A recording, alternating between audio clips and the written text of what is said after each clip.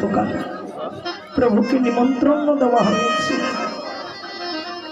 আচ্ছা বলুন তো, ভগবান কি আসে নাই?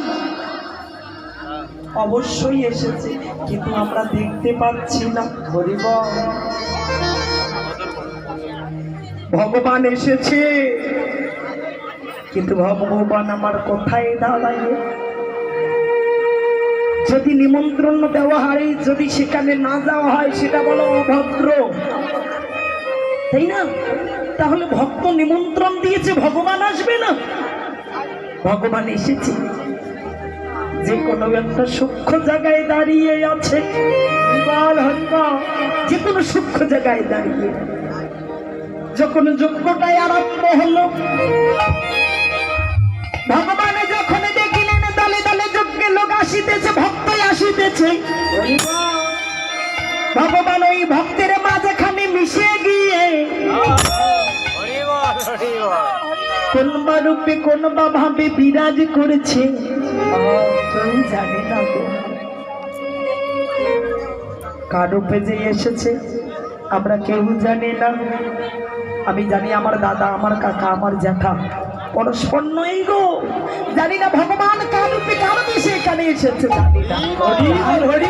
সাধুগুরু বৈষ্ণবের বাজারে মানব হিমন নয়। যদি একেবারে বৈষ্ণবের বাজারে যাও, হিংসা নিন্দা ভুলে গিয়ে ভগবানের যদি দর্শনে কৃপা পেতে চাও, তোমরা যারে বিলম্ব নয়, মাখো মাখো ভক্তে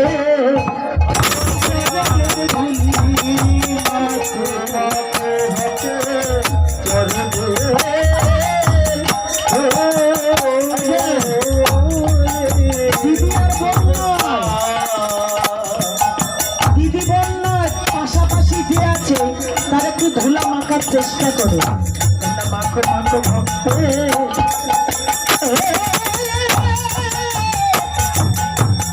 চরণে ধুলি রে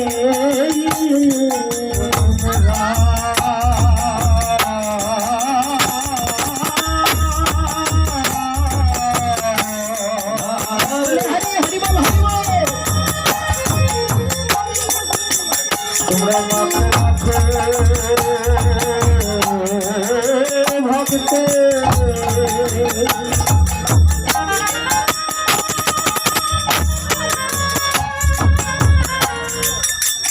ভক্ত চরণে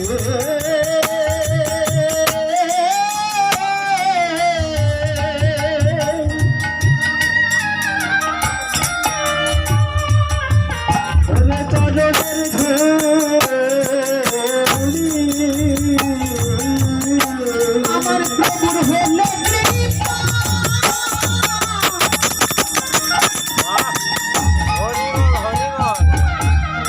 প্রভুর হলে প্রভুর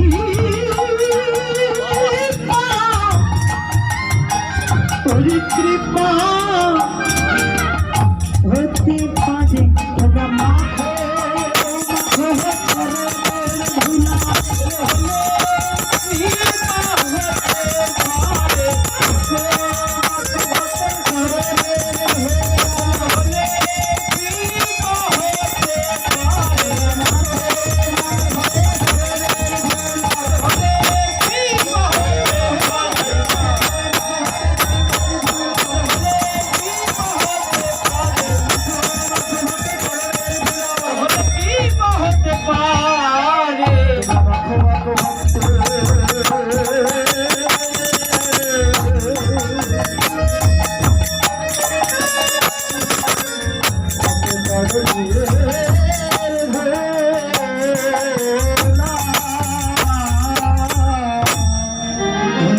ধোলা নয়, ও যে পদের রেণু, এই রেণু মেখেছিল শ্রীনন্দে রাখানো।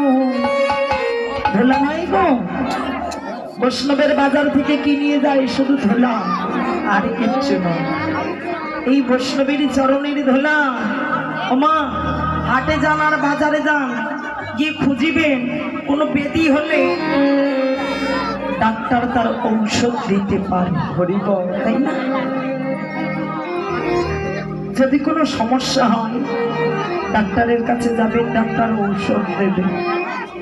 কিন্তু ডাক্তারের কাছে গিয়ে যদি বলেন, প্রভু ডাক্তার মশাই আমার দেহ ঘরের মধ্যে প্রেম ভক্তি নাই, একটু দেবে, সেটা কি দিতে পারে গো? সম্ভব নয়, সেটা একমাত্র বৈষ্ণবের বাজারেই পাওয়া যায়।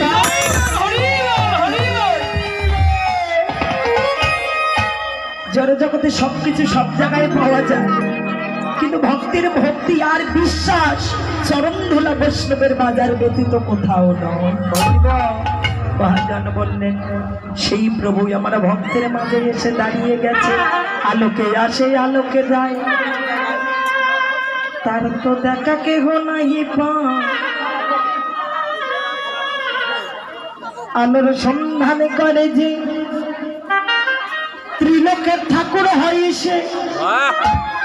তাহলে এই আলোর সন্ধান জগতে কে জানে গো? আলোকের সন্ধান করতে হবে, তাছাড়া তো জীবনে কোনোদিন আলোর প্রদীপ জ্বলিবে না। এই দেহটা অন্ধকারময়, তাকিয়ে দেখুন সারা জনম তো অন্ধকারে থেকে গেল,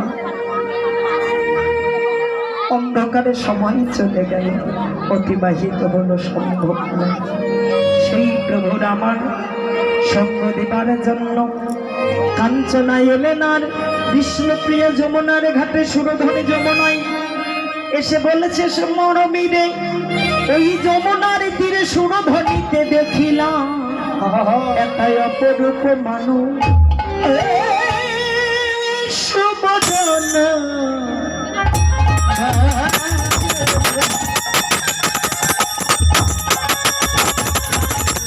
হরি নিজ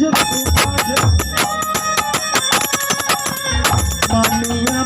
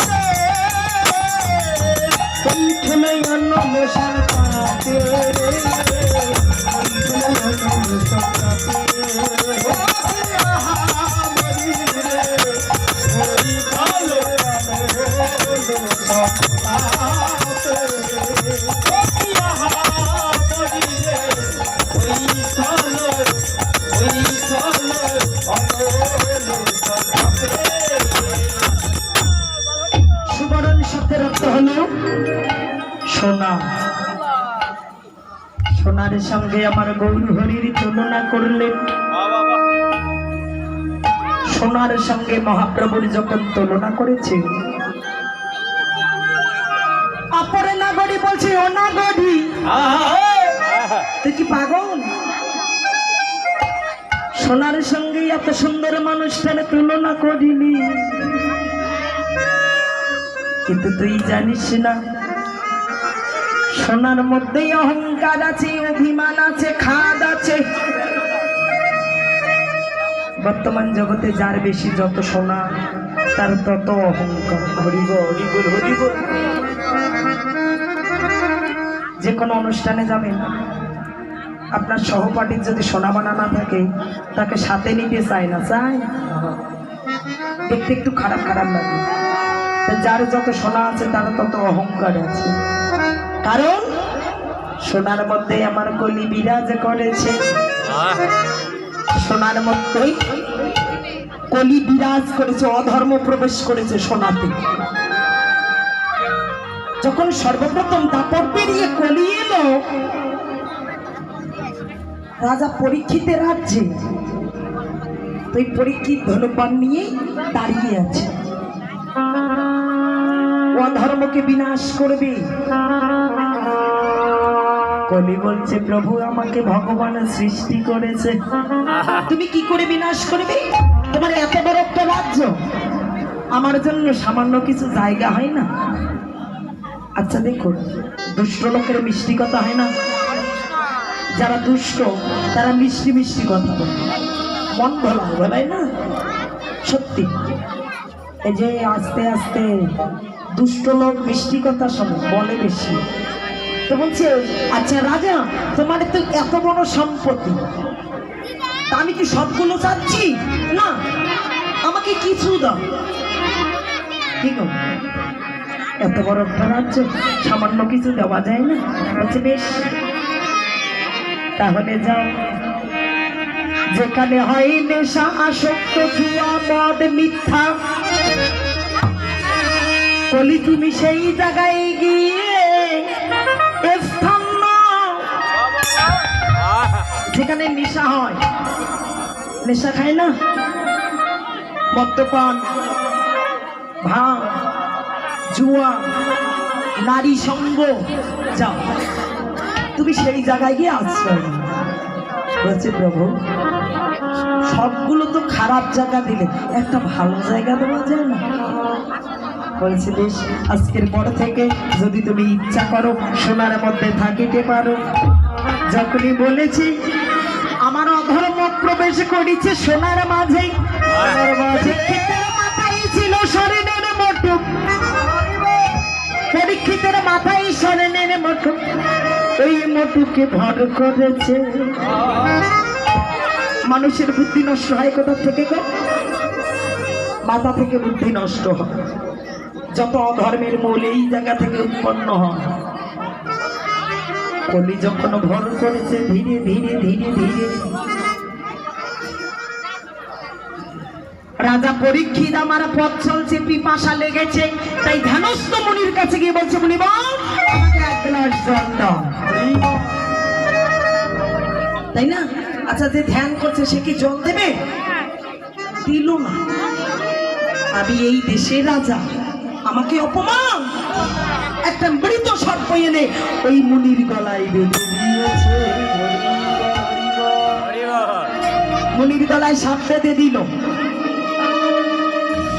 শ্রমিক মুনির পুত্র শৃঙ্গী মুনি যমুনায় জলকেলি করছে, ওই গঙ্গার জলে 3 ফোঁটা গঙ্গার জল হাতে নিয়ে প্রতিজ্ঞা করেছে, এই প্রভু আমি যদি তোমার কোনদিন শুদ্ধ মনে ডেকে থাকি, আমি যদি মণিপুত্র হই, আমি অভিশাপ দিলাম আমার পিতাকে যে এহেন অপমান করেছে তার যেন 7 দিনের মধ্যে মৃত্যুবরণ হয়। বাবা মাকে যদি অপমান করে পুত্র কিন্তু সহ্য করতে পারে না, পারে? পিতা মাতার অপমান কোন সন্তান চায়? চায়? মুনিপুত্র হলে তাকে অভিশাপ দিলাম 7 দিনের মধ্যে তার যেন মৃত্যুবরণ হয়। যখন অভিশাপ দিয়েছে রাজা পরীক্ষিত মস্তক থেকে মুকুটটা খুলে ফেলি, ভাবনায় চিন্তায় জর্জরিত। তৎক্ষণাৎ শ্রমিক মুনি বলছে এই শ্রীকি, যাকে অভিশাপ দিয়েছিস সে কি জানে যে ও মারা যাবে? যে না তো, খবরটা দিয়ে আয়। যখন শৃঙ্গী মুনি খবর দিতে গেছে, রাজা পরীক্ষে মৃত্যুর খবরটা শুনে হাতে করতালি দিয়ে নাচছে।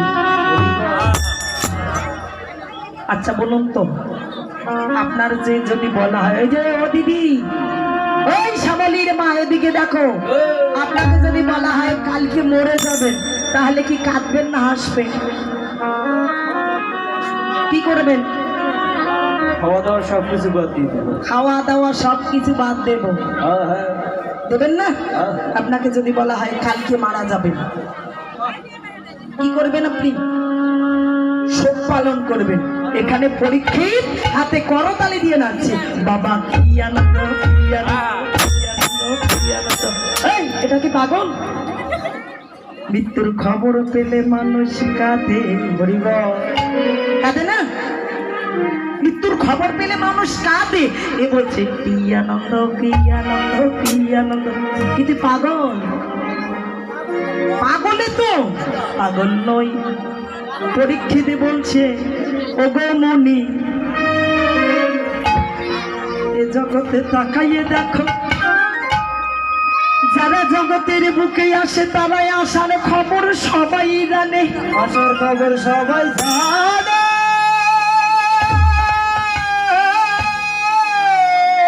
এ জগৎ থেকে যাবার খবর কয়জনে জানে? কে জানে গো? আপনি কবে মারা যাবেন বলতে পারবেন? কেউ জানেন আপনি কোন দিন মারা যাবেন? কেউ জানে? তাহলে আমার মতো ভাগ্যবান জগতে কয়জন আছে যারা এহ জগৎ থেকে যাবার জন্য খবর পাই? কেউ বলছে দান করো, যজ্ঞ করো, তপস্যা করো। হাতে তো 7 দিন সময়। কয়দিন? 7 দিন। আপনি আর আমি কয়দিন বাঁচবো মা? কয়দিন? ওই 7টা দিনের বেশি নেই। শুক্র শনি রবি সোম মঙ্গল বুধ বৃহস্পতি, শুক্র শনি রবি সোম মঙ্গল বুধ বৃহস্পতি, ওই ঘুরে ঘুরে 7 দিন। তাহলে আপনারা আমার ওই 7টা দিনের ব্যবধান। এই 7টা দিনের মাঝে আমারে বলে ও মন আমারে বলে আমার বলে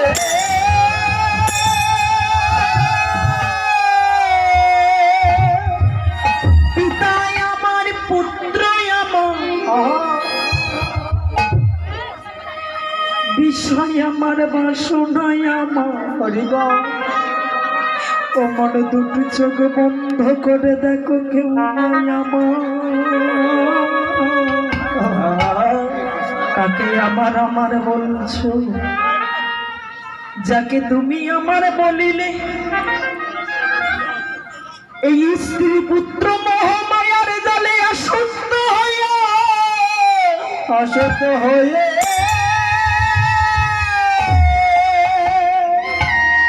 যার জন্য তুমি প্রভুকে ভুলে গেলে। আরে ভাই, ও মনে তাকাই দেখো,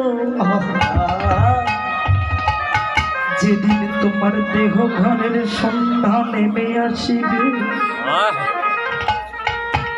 যেদিন তোমার দেহের অন্ধকারে নেমে আসিবে, অন্ধকারে নেমে আসিবে,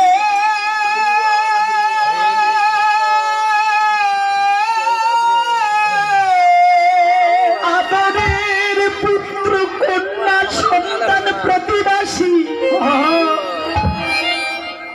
সবাই আমার দেহটার গতি করিবে, দেহটার গতি করবে,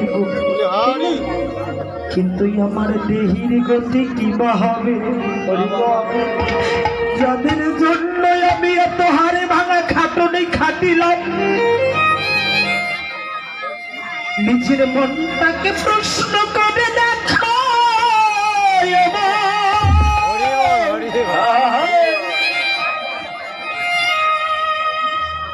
এই 2 দিনের জন্য মায়ার জগতে তাদের জন্যই আমি এত খাটিলাম, যার জন্যই আমি প্রভুকে ভুলে গেলাম। ও মন তাকাইয়ে দেখো, সেদিন আমার আপন বলিতে আর কেহ না। কোনদিন করে যাবি যেদিন শ্মশানে ঘাটে, আপন বলিতে তোমার কে বাড়াবে মনে তাকাইয়ে দেখো পরে কে আপন ভেবে রে তো বাঁধিলি সুখের ঘর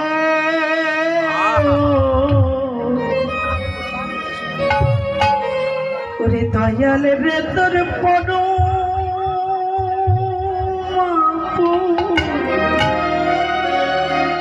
আর তো সবই আজ অন্তিম কালে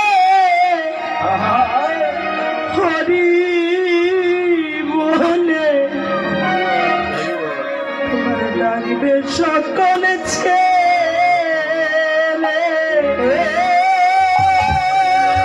অন্তিম কালে হরি বলে ডাকবে সকলে ছেলে যদি যেদিন শ্মশান ঘাটে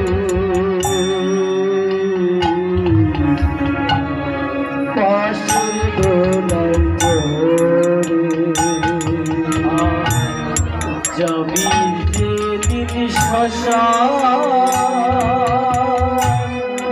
ঘাটে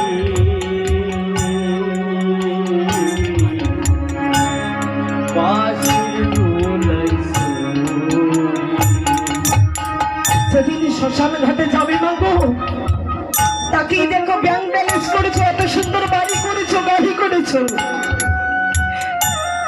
সঙ্গে দিলে এক মুঠোতে গোটা কয়ে করি চোখে তুই লসির পাতা সঙ্গে বাটির হাড়ি সঙ্গে ডুবে এক মোটতি ওটা খায়ে করি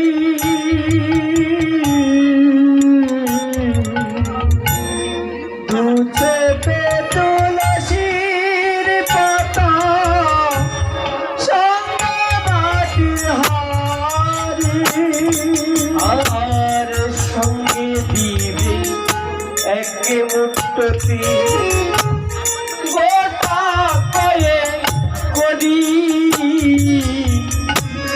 দুচোখে তুলসীর পাতা সঙ্গে বাটির হাড়ি তোমার পরনের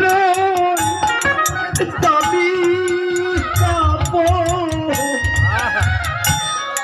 কাপড় সেদিন কে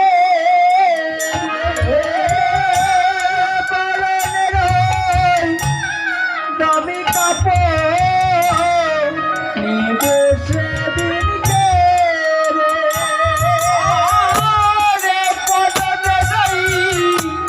দামি কাপড় নিবে সেদিন কে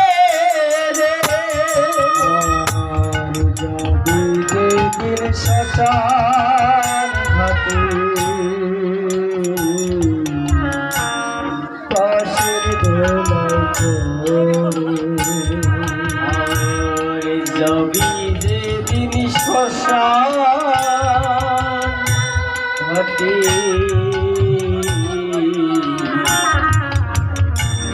পাশের দোলাই সরি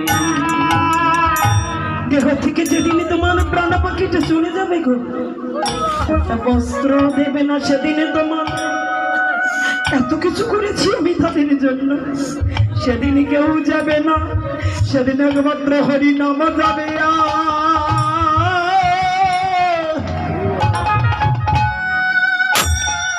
তোমার প্রাণ যাবে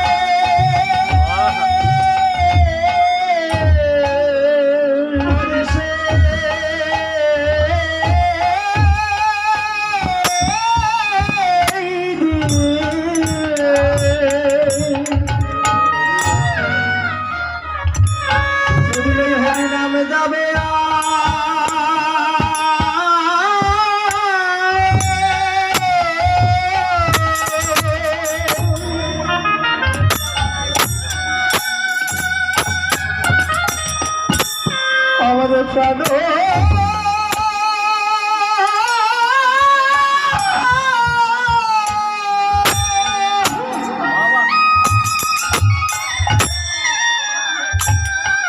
আমার প্রাণ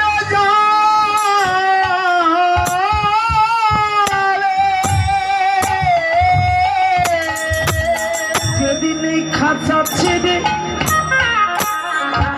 প্রাণ পাখি তোমার উড়ে যাবে হরি যাবে এ প্রাণ যাবে